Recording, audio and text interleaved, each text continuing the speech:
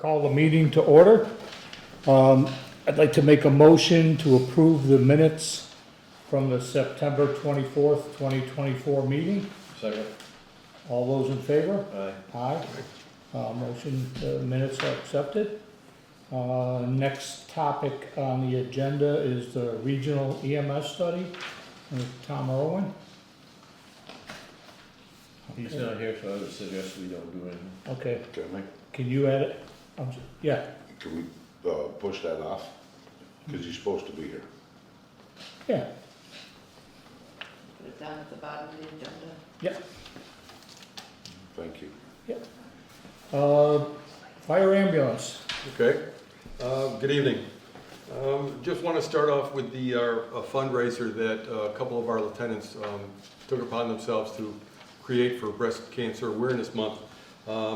They worked with Superior Graphics next door to come up with a fundraiser, and what they did is they sold shirts and sweatshirts like the one I'm wearing, and a portion of the proceeds for every sale went to breast cancer awareness.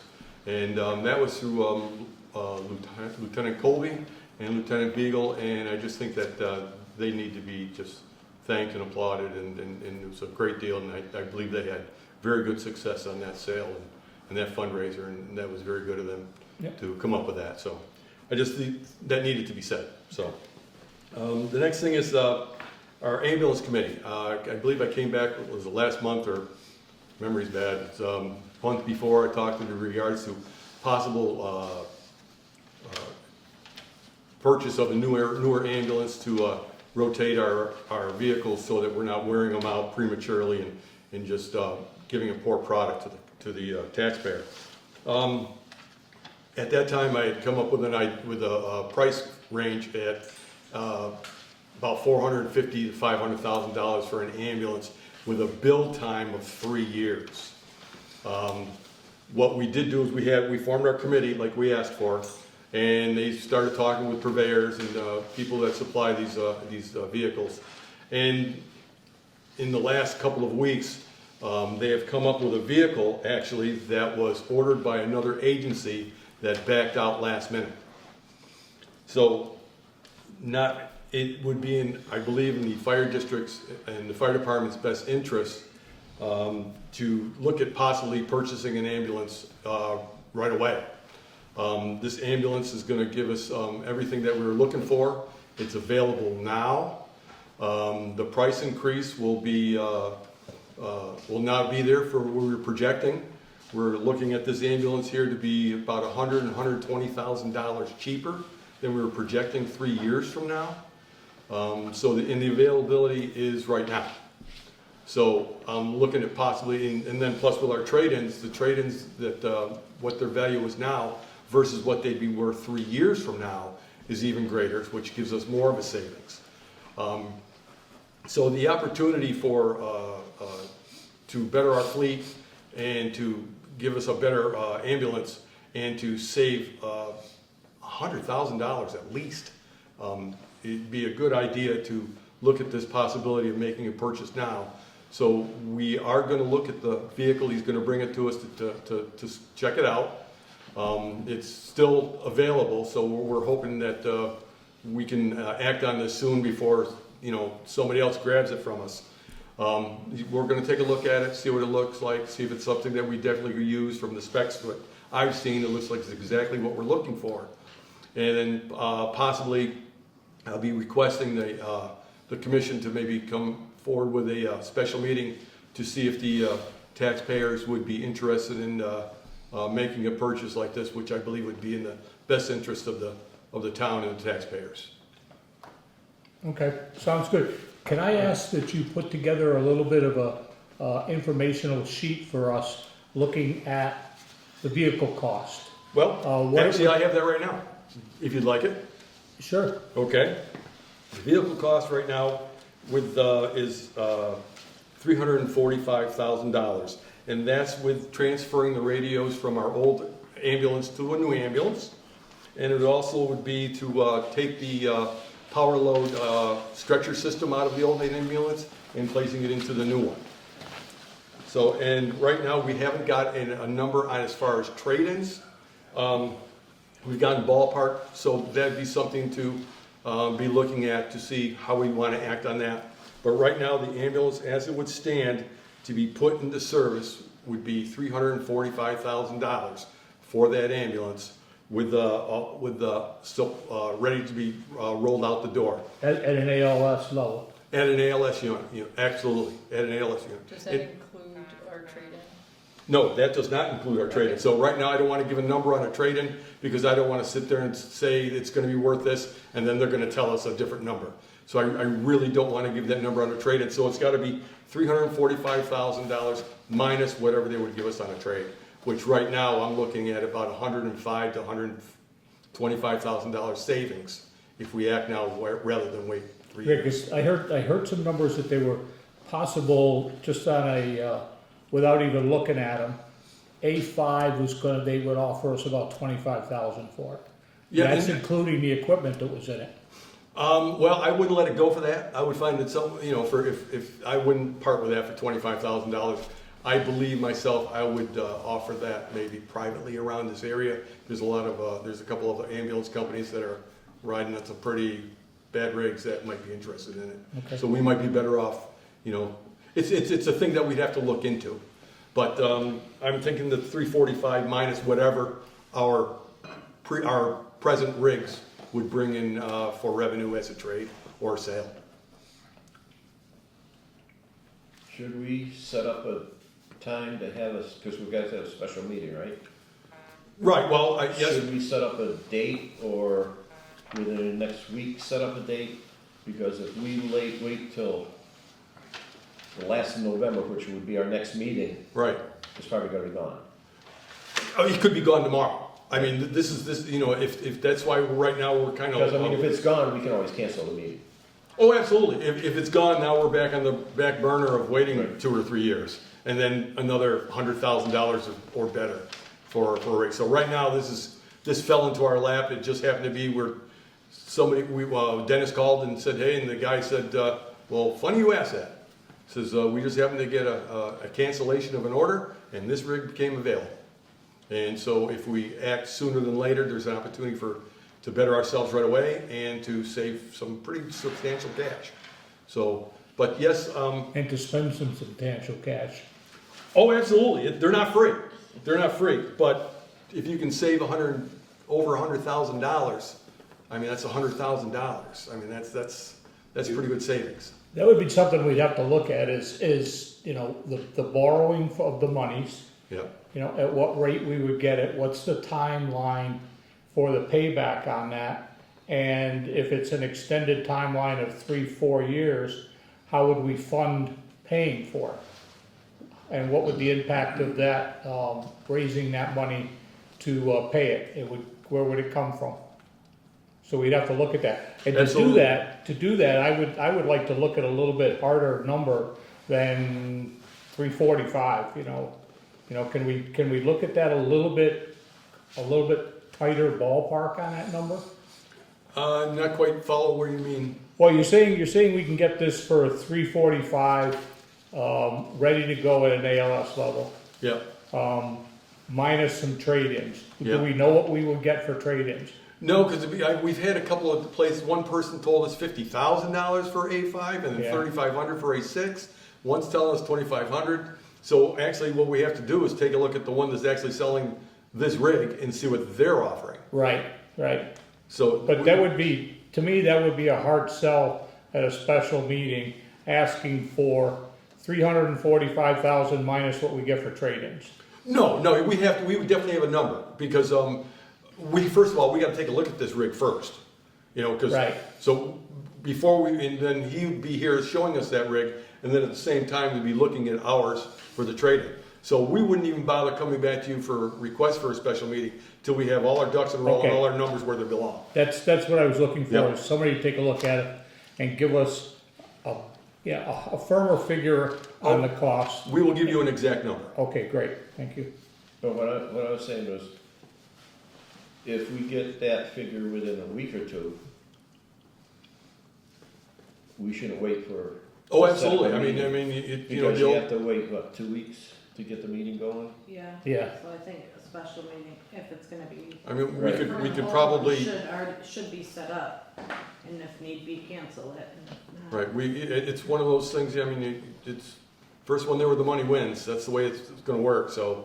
But, first of what they have been very good to us and chatting with us in regards to, and, bringing the rig to us, and they're accommodating us so far, so. Okay, thank you. Charlotte? So, along those lines, I wouldn't cancel the special meeting regardless. I think you've got two costs that are coming up fairly soon, and you're gonna run into the same issue with both the ambulance and any ladder truck that you may or may not wanna buy. The opportunity is gonna come up, and it's gonna walk pretty soon after that. So my suggestion is that you call a special town meeting to allocate funds up to a certain amount that the town can vote up or down, but then you have the ability, anytime a deal comes that you think is good enough to, put in a bid on, then you can go ahead and do that, and you don't get tied by those timelines after the fact. So that's just my personal suggestion. Okay. And that's a number you can give us that, like a not to exceed. Absolutely, Okay. absolutely. Okay. And Dan? I just wondered how long it would be before the person could bring the ambulance for you to look at it. We're hoping to have it here Monday. I haven't gotten a definite day or, but we're, prospective looking at Monday. Or at least next week anyways. Okay, thank you. Don? Through the chair to the chief, it's all right. Could we keep that ambulance if we're not getting enough money for it? Is it worth keeping just to do transfers with another crew to help generate income to pay for the new ambulance? Well, actually, we don't have the staff for transfers right now, so it would be something that you would have to go back to probably your budget for next year to have your monies that would staff those personnel that could run it. Right now, we don't have that.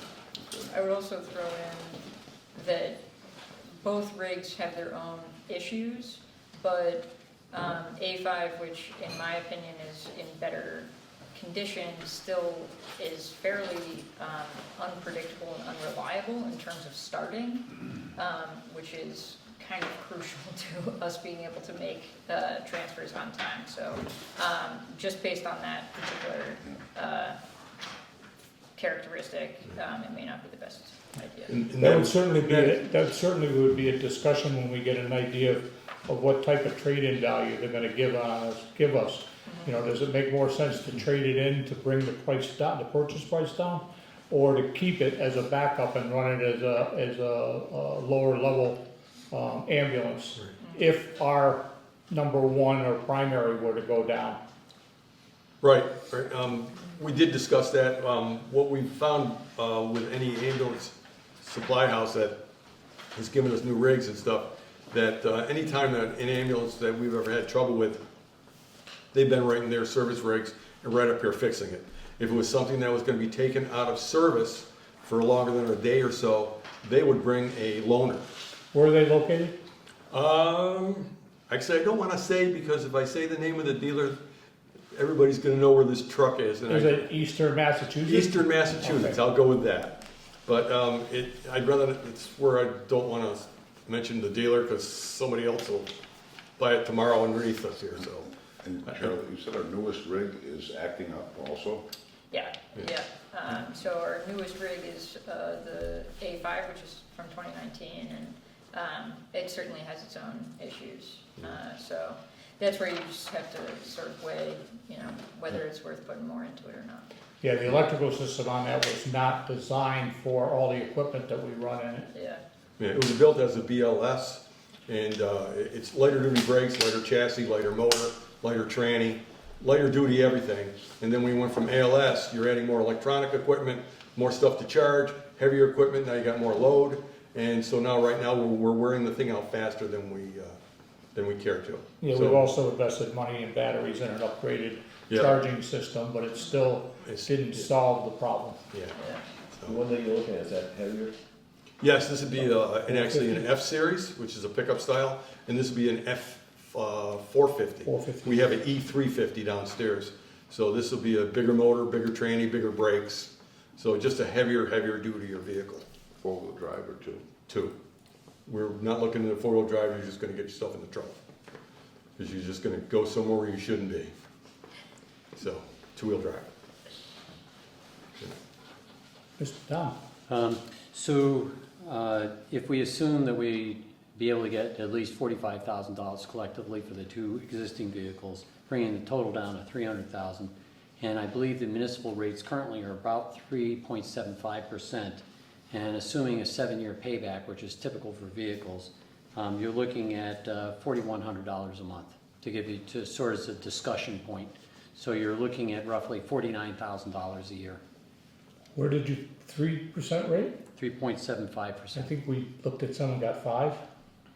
Yeah, we have to come out to bid first. Yeah. But The average is so, 5. The average was 5. okay, the average was 5. Well, that's easy to redo the calculation based on 5. That's gonna be $42.50 per month. So. For 7 years. For 7 years, right. To give you sort of a number to start thinking up in your head, how much you'd have to allocate per month. I think before I start working that number, I'd like to know what I'm working up to. Well, I understand. Yeah. I understand. I mean, we're talking just sort of rough numbers tonight. So it's still roughly $50,000 a year would be the lift for us annually to pay for this thing.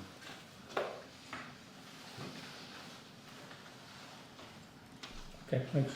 All right, next thing on the agenda is ladder truck. We had obviously been looking back and forth in regards to purchasing a ladder truck or finding a way to acquire one. And my thoughts were, and actually we had a ladder truck online that we were in prospects of buying that fell through because it was such a good deal, somebody else grabbed it on us. So we're looking at possibility if we were going to go ahead and do the bond for ambulance to look at the numbers and possibility of purchasing a ladder truck at the same time. If we're going to do it, I figure we do it one time only rather than come back to the taxpayers twice. I'm looking at possibly anywhere from $100,000 to $200,000 for a ladder truck. A truck that we can get anywhere from 10 to 15 years out. We don't have one in mind right now, but we're finding that we're wasting our time even discussing it with anyone. If you don't have money to talk to these people and you tell them how your process is for purchasing something there, they pretty much walk away. They won't, the first one that comes up with the money is the one who gets the truck. And so I would like to possibly maybe have a max for something like that, a discussion, and possibly coming back with the bond to possibly do an ambulance and a ladder truck. And these vehicles would service the town better, and I believe it would put us in a better position insurance-wise for homeowners, getting us our ladder truck back.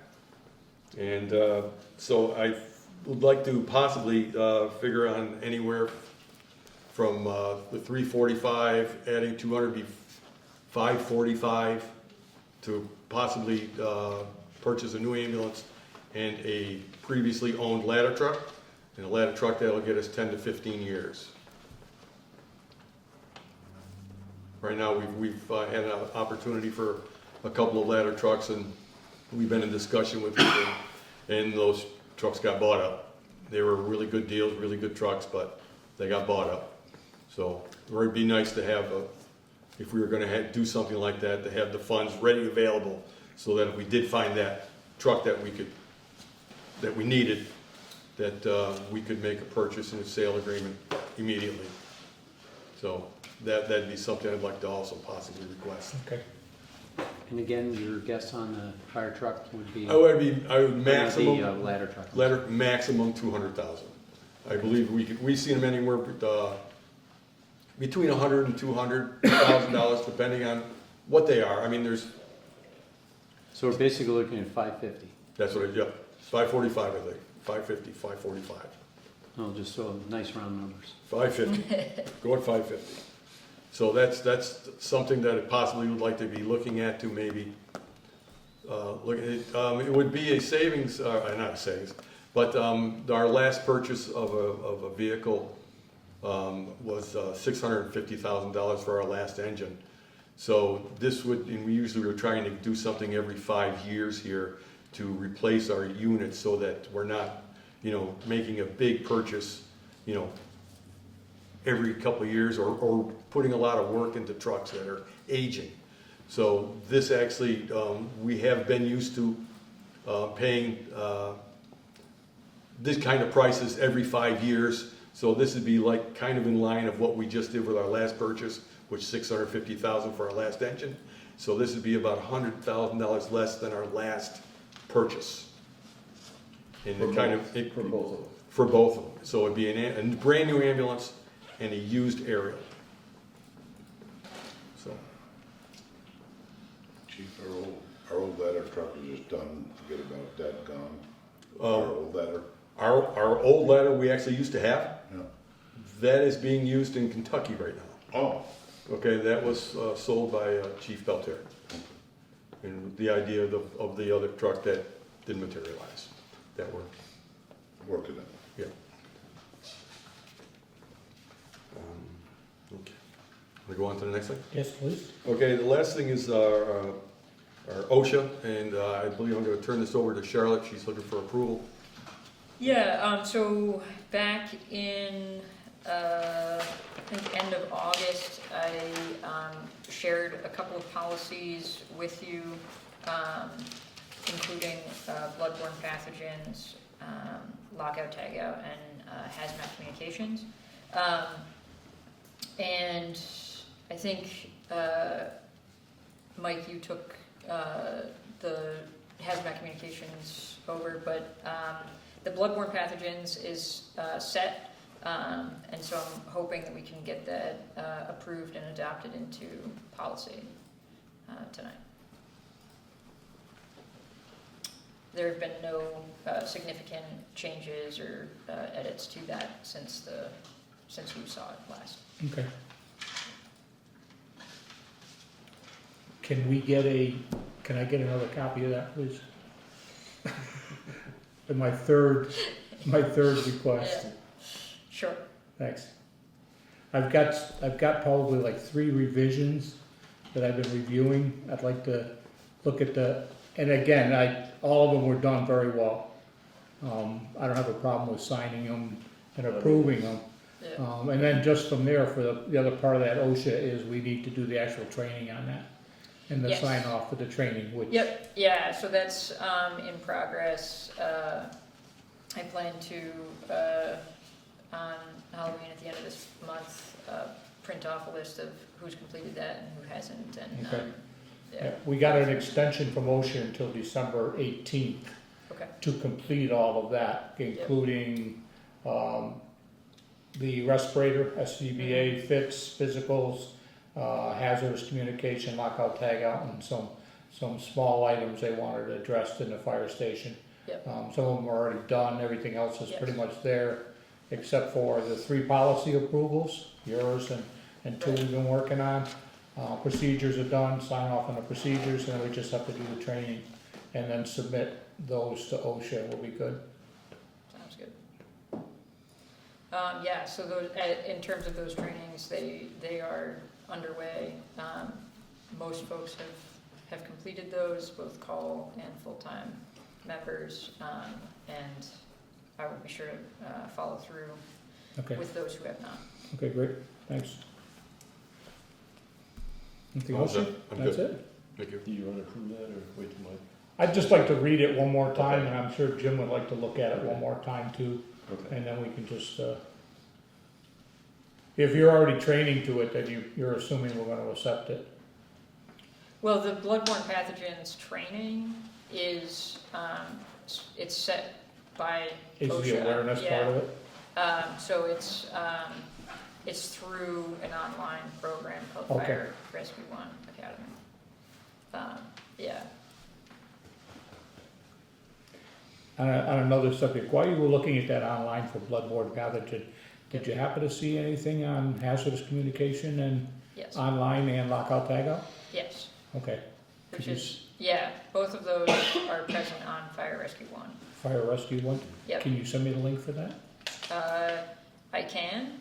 I'm not sure that you have a login Oh, at the okay. moment, so I can also just show you on my computer if you Okay. want. That might be easier. All right, thank you. Mhm.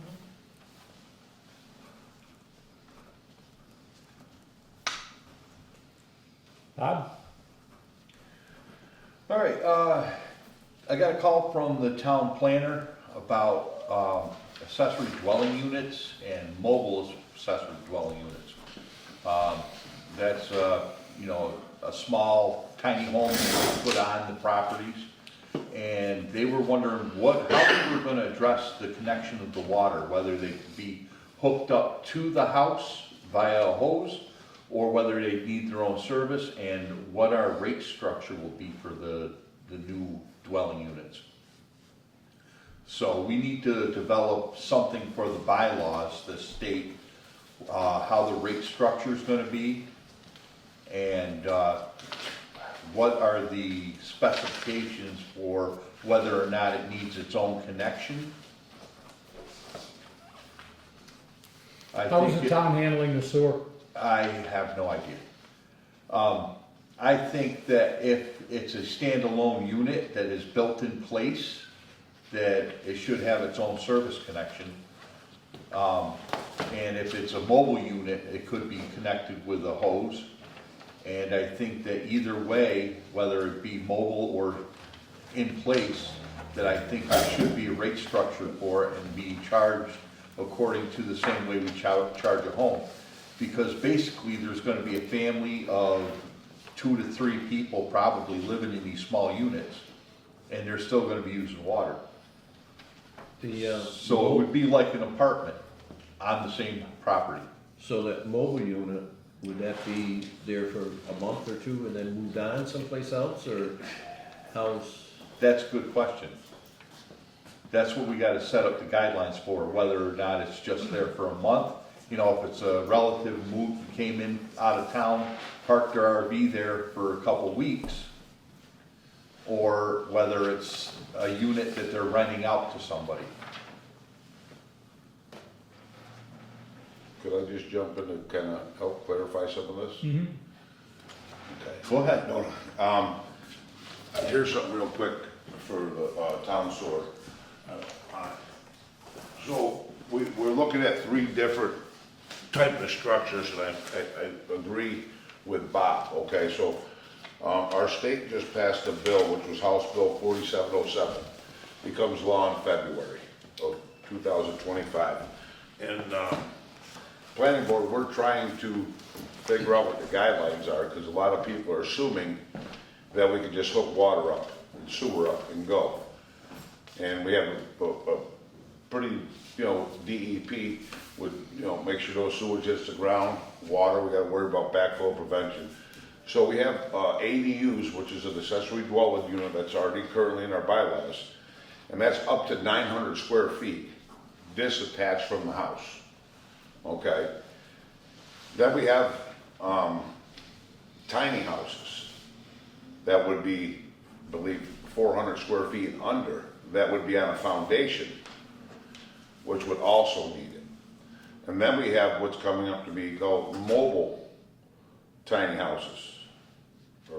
All right, that would be on wheels and possibly put on a pad that somebody could go there. So. With us as a planning board, trying to figure out what we need to put in for stipulations, and this is why the town planner has probably reached out to you guys, and is just to figure out, are we gonna have curb stop, connection fees, water, sewer? Some of these tiny houses might not have, they might have incinerator toilets in them or something like that, but I think they're, we're looking for guidelines so we can put together the right bylaw for this. And that's just what the sewer is on right now. And I'm just, it kind of makes me nervous, you know, if we put the wrong kind of hose in, what type of potable water that we're doing, you know. So that's what we're looking for. I guess you got some work, Bob. So, just to review that, and with the thought in mind that we need to make sure we protect the water Right. system. And then, once we've figured out how to do that on the different types of mobile, is how they address it, mobile units? Yeah, so hypothetically, if we just talk about the ADU and a tiny house, Yeah. and leave the mobile out, because they're three separate things. Okay, So the ADU or a tiny house would probably have a foundation underneath it, okay? So therefore, you would probably have a sewer connection and a water connection with its own independent curb stop and to Right. figure that out. When it becomes sewer or a well system, then we have to worry about conservation or the health department to figure out if their septic system is gonna be big enough to handle it, but that's a different one. Right now, we're just looking for the impact fee to the people that are building or buying these and how they're gonna be implemented, because it's pretty unclear. They think, you know, maybe they think they can just put a hose to it and then right, who knows what happens. So trying to connect all the bases as far as, well, that's just it. If you have a mobile unit and it's there over the winter, and they're running a hose to it, in order for that hose not to freeze, they'd have to put some kind of heat cable on it or leave it running. So are those units, do they need to be metered? You know, there's these different questions that come up. I think if you just as an opinion, just take each case study, leave the mobile one for its own thing, but ADU, which is 900 square feet or lower, or a tiny house, which is under 400 square feet. Right. And deal with them two as maybe its own, their own They foundation. would both hookups. fall under the same category. If they're Right. placed on a slab and they're attached to the ground, Right. then I think they should have their own service connection. Yeah, so, and Now- then with the mobile ones, you'd have to probably look into a little. That's gonna have, Right. have to be treated as something, same guidelines as a mobile home park, perhaps. Yeah, something where it would come out of the ground, but it would be frost or something. Right, they'd have to, that's just it, they'd have to have skirting and insulation around it. All right. so I guess where we are with that now is, it is something that we need to talk about, but getting down into the details is probably, this is not the right place to get into, you know, freeze-proof lines and curb cuts and Right, all those considerations probably should be thought about and discussed in the future. all right. I just thought I'd bring that to your attention, that that is going on, and it's something that we're gonna have to make a decision on in the future. It's your off. No. All right, the LSL inventory, has been done as far as it could be done for this round. The results are posted online on the webpage, so people can look at their house and see what the determination was of the houses that were inspected. Not all of them were inspected, there's too many. We do have 10 years to complete this whole project. So they have the preliminary inventory submitted to DEP already, and they're going to be sending letters out to the residents of Dalton stating whether or not their house has the potential to have lead pipes, or if it's been inspected and been cleared. That's the lead service line inventory. Again, where is that posted? On the Dalton Fire District? Yes, on the website, yep.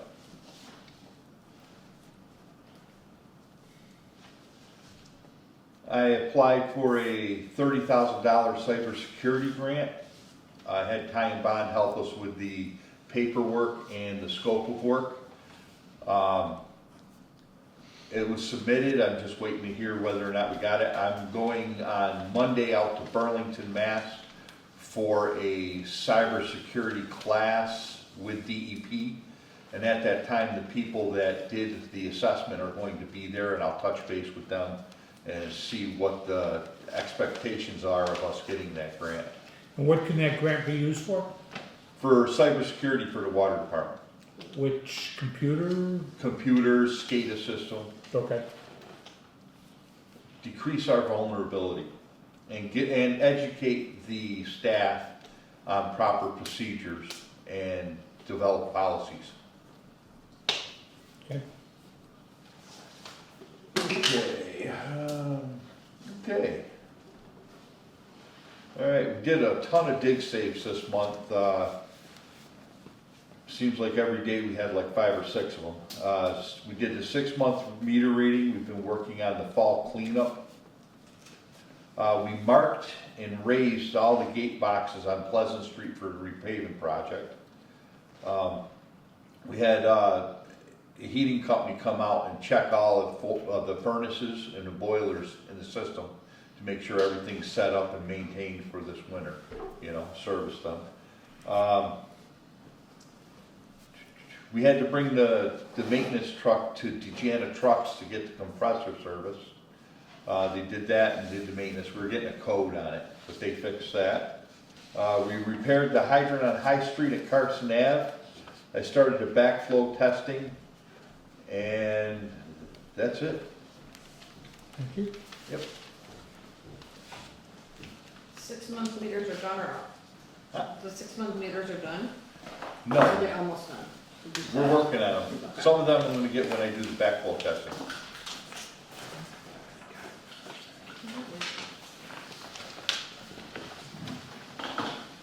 Through the chair, do you guys do cross-contamination surveys too? Is that Yeah. required for the, for the town, or just commercial? Or Just commercial, industrial, residential side required. Dan, are these your keys? Did I give you your keys? No. Oh, But You can take his card, though. Yeah, my card is in my Why? You can have a copy. Excuse me. Drop it in the new card just in case in the future. That's just on new construction. All set, Beth? Okay. Okay. Melanie? So our accounts receivable aging for water is down to $3,470. That was for bills that were due back in May. And we sent out all the new water bills for October 1st. Almost half has been paid.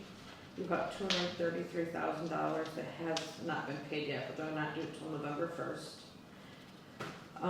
Scanlon, I've been working with Jeff. We're gonna be starting journal entries for FY24, so we can get the free cash wrapped up.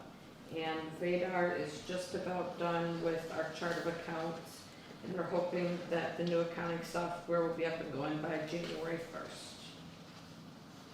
Other than that, just been busy with everything else.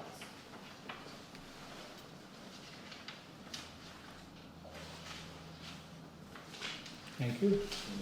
Cameron. Tom? Quick question Yes. for Melanie. When Vadar goes live, how many back years of accounting records will they have on their system, or will it, just be going January 1st forward? So I'm gonna, for FY25, so starting July 1st, that, we will go and put that in there, but I'll still keep QuickBooks, so FY24. And that prior? will still be in QuickBooks. Okay, just curious. Thank you. Okay. Tom? Great, thank you. My apologies. I had internet connection issues, and so I got delayed a few moments correcting those. But thank you for holding this till the end of the meeting.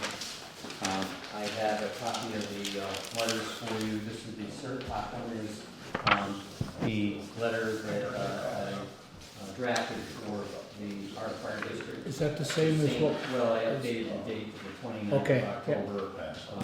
And like that, other than that, it's identical. And it has all the signed letters so far. And here's a packet for you if you'd like. I have one too already. Very good.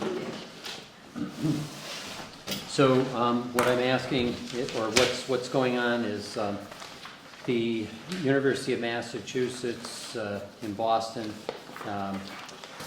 offers through the Collins Institute an opportunity to write the grant for us, get the money, pay for the entire study, and evaluate the EMS services in the 6 towns mentioned.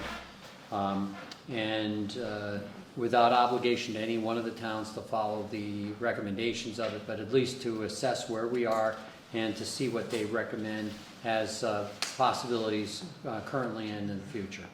And they'll go through 5 or 6 different case studies. looking at current and then, possible options, and give us a final report of that. That's really kind of what we're looking for. Your packet has the letters from the other municipalities. The one other, Windsor is involved in a study already with Amherst College, and so they've opted not to confuse the picture by being involved in two studies at the same time.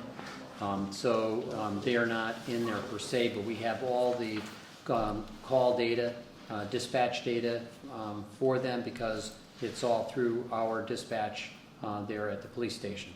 So we will be able to cover what's going on in Windsor as well.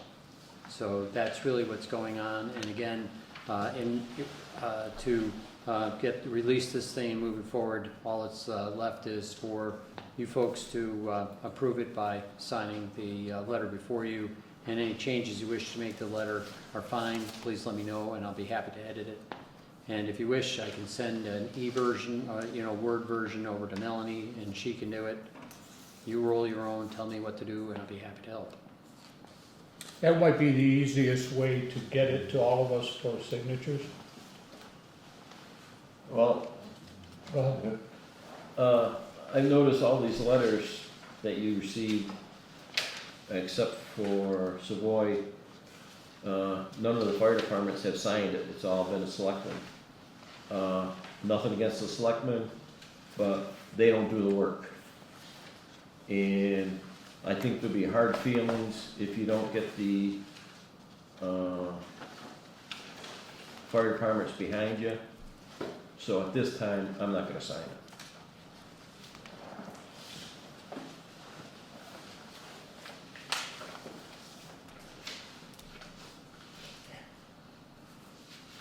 I really can't see any reason why not to do a study, seeing how to look at and offer us some suggestions on ways to get better.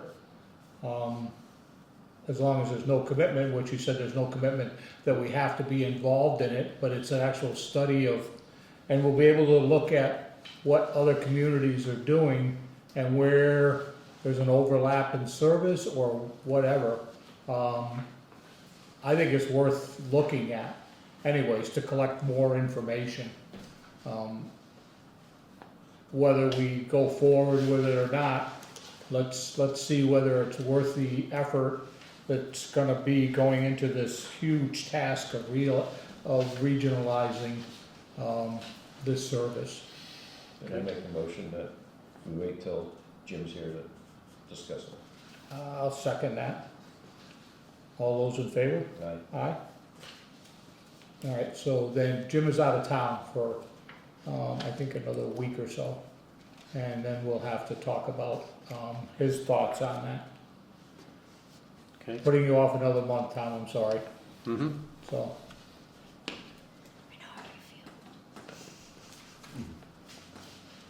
Anything else you wanna add to that? Well, it's pretty simple. I mean, it's gonna cost nothing, it's gonna provide us information without any requirements for any commitment.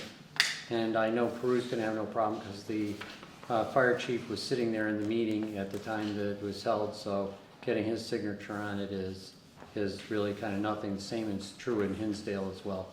They conferred with it. And so Peru and Hinsdale is no issue. And, Middlefield is the only one that isn't, but in Middlefield, they don't have an ambulance service. They don't have, I don't know that they have much of anything there. They have no ambulance service in, where they rely on Beckett and us? Hinsdale. Hinsdale is their primary. And we made 6 calls to them last year, which is like 50% of their total calls.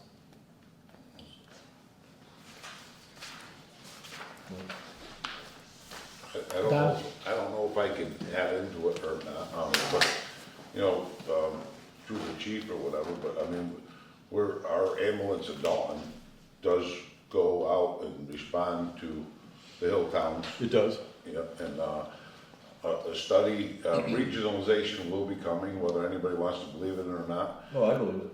And it's gonna happen, and that was one of my suggestions, to maybe even just keep a spare ambulance in case our backup ambulance doesn't start up and we get the new one, which I believe we need. So I'm a very good proponent of a new ambulance, but you know, a study is gonna tell us maybe if we're doing something wrong, what we could do better. It's gonna help down the road for us to really look at the big picture and see eventually, one day Dalton, you know, might be the hub of the hill towns, and we're gonna need all the equipment and all the support and all the top-notch stuff we can get. And I think, you know, the quicker we can take advantage of a free study is beneficial to all the taxpayers, the community, the fire chief, the paramedics, ambulance people, just everybody. Yes, Tom, you mentioned one time, or I thought you did, that they don't recognize the fire district. It's just the town. Was that this here, or was that something else? That is in regard to when the state gives out grant monies.